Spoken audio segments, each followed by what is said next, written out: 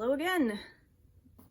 I'm back with another Little Inklings unboxing video. I ordered mine before the new year this year, so got a little bit smarter. This is gonna be the first video, hi Lizzie, shot for my new YouTube video. I did download and then upload the Facebook Live video from last year's unboxing just to have it there. We're gonna see if I can keep up with the YouTube channel better than I keep up with a written blog. We'll see about that. Anyway, Lizzie, my cats are all in a mood today. More than one may make an appearance. If the phone topples over from its very precarious perch, that'll be why. All right. Again, we have the little card with all of her social media stuff on it. I'm going to take this opportunity to clarify that I'm not affiliated with Little Inklings in any way, and this is not a sponsorship or paid anything. I just really like her stuff. It's very pretty. So, highly recommend if you're into the pretty book things, you check out her stuff. Wrapped in some very nice, classy navy tissue paper. Okay, I love her stickers. I hate that I can't peel them off of the oh wait, this might be coming off the tissue in a usable way. Nope, never mind. Okay, so here it is, the 2020 Always Fully Booked Planner. Watching the cats. If you watched her video, her preview video about the planner, you already know she's made obviously some upgrades this year. It's a hardcover. It's got protected corners. It's got the metal spiral, and it has this nifty elastic band closure. I love everything so far. Title page where you can put your info. I never do, because frankly my planner never really leaves my house. So here is the yearly calendar spread. All right, some important literary dates. I like this page because I'm always looking up, like, oh, what random holidays are today? I'm subscribed to the, I forget what it's called. It's a daily email newsletter that tells you all the weird, obscure holidays that are happening on the day. And I'm always looking for like bookish or literary or author ones. So this is a good starting point for me to use for that. 2020 goals page, which I like. I like the separate sections. You can put like different themes for goals or whatever. Here's another bookshelf spread. I love these, even though I never get around to like fully doing one. They're really cute. They're really fun. I like the design of hers. It's just very easy to use if you're the kind of person like me who likes to write in your book titles and stuff on there and not use it as just like a plain regular coloring page. All right, here is the A to Z challenge page, just like last year. I like this one because I just went through the other day and filled in a bunch after the fact. Like, I didn't actively attempt this challenge this year. Stop eating the tissue paper, please. Cats like crinkly things. And you don't realize until you're actually writing things down how difficult it is to find some of these letters. And yeah, I'm not finishing the 2019 one. It's not going to happen at this point. But we'll see in 2020. She's added 3 more reading challenges. I am a reading challenge junkie. This year I did, I want to say 8 or 9. No, I'm not going to finish all of them. I've finished 1 so far, and I might finish 2 more with the same book that I'm currently reading. I even did a Harry Potter challenge this year, and this has been the first year where I didn't have time, well, I had time, you know how it is, to do my annual reread of Harry Potter, so, you know. But I can't help signing up for them and attempting them anyway, so I really like these. Here's a pretty standard type challenge where you have the prompts and you pick books that fulfill the prompts. And then I like these two. This color challenge is a book cover color challenge, and then on the cover is stuff on the covers of books. These are both pretty, they seem like they're going to be easy, but I feel like there's definitely going to be ones, again, like the alphabet challenge, that I have trouble with and I won't realize it until I'm way in too deep to really do anything about it, but we'll see. And she has hashtags for all of them. So she's got her AFB Reading Challenge 2020, Reading Rainbow Challenge, and On the Cover Challenge. I will be using these hashtags on Instagram. That is my cat knocking over Christmas things. Are you gonna try and climb the Christmas tree right now? I'm not catching you when you fall. There's a movies and TV show spread, which I like also because I always want to go see every movie that comes out. Well, not every movie, but most of the movies that come out, I express a desire to see them and I don't get around to it. TV shows, my to watch list on Netflix is like way longer than I'm gonna admit, and I never get around to watching anything because I'm either doing something totally mindless like scrolling Twitter or Instagram, or I'm reading. So having pages where I don't know how other people tend to use these pages, but I like to use them as my like to watch lists, and then color them in when I'm done with the movie or the show. Like Salem, that Netflix show, I watched the first season like 2 years ago. Loved it. Have not gotten around to watching the rest of it yet. Here's a TBR page. I do like this. I also find it laughable that anyone would think I could fit a TBR into a written format. I think my TBR on Goodreads is like 3,000 books long. I should probably clean that out. Anyway, you have space for the title, the author. Once you read it, there's a checkbox and rating stars so you can color in if you like to rate your books. This does go for several pages, so I'll probably use it to write down all the books that I have planned for my different reading challenges. Because yes, I've already, aside from the ones in here, I have already signed up for 4 other ones. It might be 5. Quote spread, super pretty, just like last year. I love the color schemes for these pages. They're just, the watercolor is gorgeous. Book series tracker. Again, I'm really bad at going back and finishing things I've started. So this is great for me. I like that there are different numbers in each like stack or section of books. So you could potentially be like, oh, well, here's a duology, here's a trilogy. Oh, that book had 6 books in it. Well, here's a 6-book section, you know. And obviously for a longer series, you can just put them in. It doesn't matter, but I like that there's different like chunks. Wish list. I like this page a lot because I see books all the time, whether they're announced online or on an author's Instagram, or if I just see it in the bookstore, but I'm not gonna buy it right that second, where I know I want it. And I've recently gotten better about at least going on Goodreads and marking it as TBR, but I frequently do just forget. So having a written wish list, especially with a price column, because that's another thing, I'm not good with money. So if I can look at how much it all costs, maybe I will restrain myself a little bit. 5-star reads. I have a hard time, which if you tried to follow my blog and my book reviews, you learned this very quickly. I have a hard time reviewing and rating books. Part of it is a sense that I'm not a book critic. What am I do? How can I presume to tell the world that this book is good or not?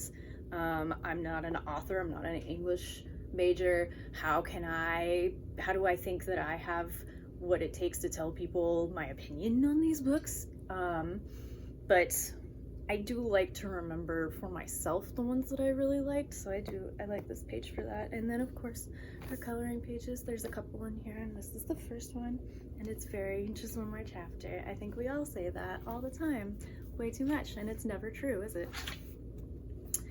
So I'm not going to go through every month. I'll go ahead and go through January just to show you like what each month's setup looks like. But if you are thinking about buying it yourself, because each month has a quote and a little design for the cover page of the month, and I'm sure I haven't gone through it obviously fully myself yet. I'm sure they're all gorgeous and I want you to see them for yourself. So here's January. Literature is My Utopia by the lovely Helen Keller. I can't turn pages upside down. Here's your monthly spread for writing down, like, you know, your holidays that you want to celebrate, or birthdays, or shopping trips, or book release dates. Speaking of book release dates, she does have, I'm again struggling to turn the page here, the new release page, just like last year's. I did utilize this really heavily in last year's planner, and I don't expect that to change, because so much of my reading life, I've just wandered into the library or the bookstore and I pick up what looks good, and I haven't really been great at keeping up with what's necessarily new. And I'm trying to at least pay attention to that now. So the new release page is really, really helpful for that every month. And then your TBR for the month.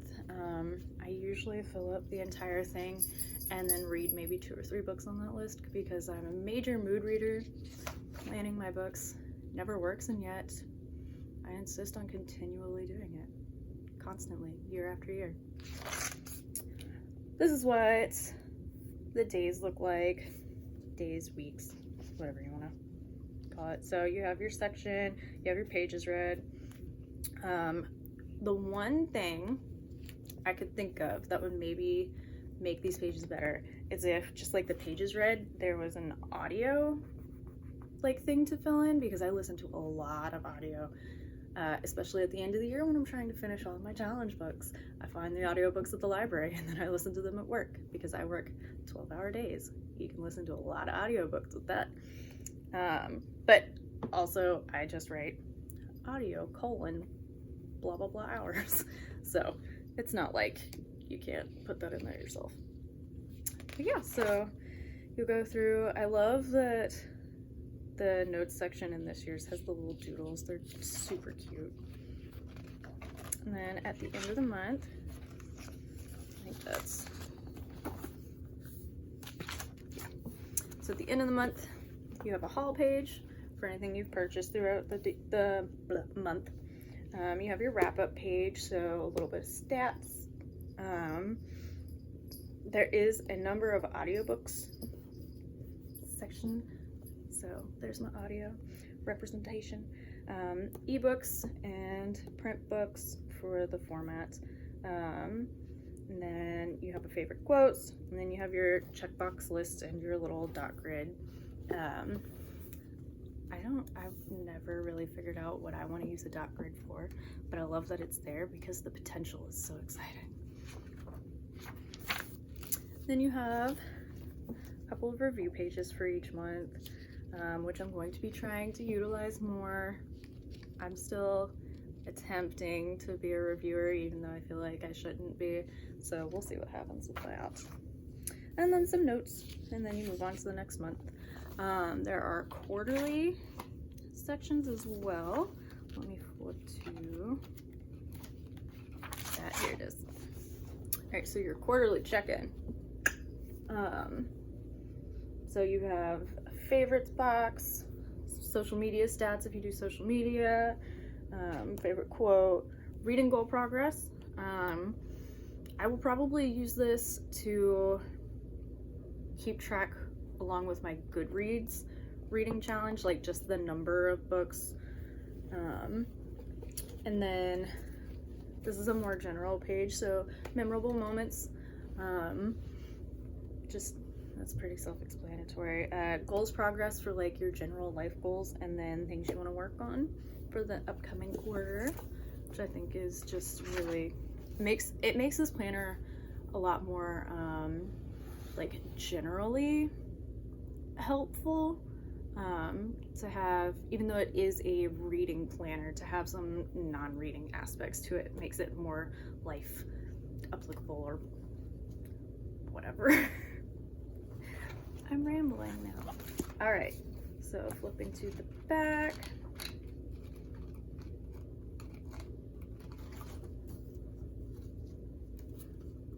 There is another coloring page. This is beautiful. I love it so much. Little Inklings, can I steal this for a tattoo design? Please and thank you. More book review pages, of course. There's a lot extra book review pages here in the back, and then a lot of also general note pages. It's brand new, all the pages are sticking together, sorry. A lot of dot grid pages.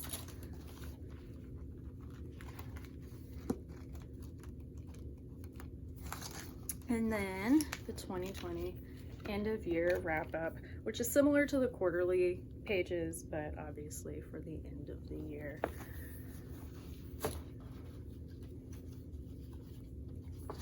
And then in the back, it does also have a pocket, a double-sided pocket page, which I will likely use to hold bookmarks that I still won't use because random receipts or leaves or literally anything else is usually more handy, even though I own 6 bajillion bookmarks and I should really use them. So that is the Always Fully Booked 2020 planner. I did get a couple of other things from her this year as well that I'm going to show you. The first is this sheet of planner stickers. I would like a full sheet of each of these individual stickers because they're all adorable and obviously not going to last me through the whole year. Looks like I'm going to be spending some more money. So you have book mail, readathon, which I love the 24 and 48 readathons. I know the January one is not happening, but I do love it. Dewey's obviously was the first one that I ever did, and it will always hold a special place in my heart. I do still try and do Dewey's every time if it's at all possible. Release day for new books, book club. I am in a real life book club. I think I've gone to like 4 meetings this year. Sorry guys. I'm always changing jobs or my work schedule is messed up because there's something crazy happening at my job. So library books too. This is an important one. I currently have like a $35 fine from my library right now that I should really go pay today. So having a reminder is extremely helpful. Bookstore visit. These are just cute. I really like the idea of celebrating every time you go to the bookstore because really it is a party. And then there are some general ones like little reading related quotes, and they're cute like everything she does. And then I got the book review notebook because look how pretty that is. And also I figured if I had a full notebook to do reviews in, maybe I would actually review some books. So each review page has space for your title, author, start and finish dates, your rating, whether you'd recommend it, if you're posting this review or not, there's a checkbox, information about the book like genre, number of pages, format, where you got it from, your favorite character, your favorite quote, plenty of space for your thoughts. And then I like this, it's really cute, a 1-word review. So if you had to sum up the book and your opinion of it in 1 word, there you go. Challenge yourself. Especially if you're long-winded like me. So yeah, I am really excited to use these things this year. Hopefully I'll be better at it than I am at using lots of stuff. I did do really well using my planner this year. I think the longest I went forgetting to track anything was maybe a week or 2. Any other like big blanks in the planner are usually because I was in a reading slump and just wasn't reading at all. Which actually didn't happen as much this year as it has in past years. So that was nice. My cats have now calmed down as I come to the end of this video, so I don't think we'll be seeing any of them. They're staring at me. But I hope you guys enjoyed this. we will see how this channel goes. We'll see what I do with it. I don't know what to do with YouTube in general, so I'm sure this will be fun for all of us. Happy New Year, happy reading.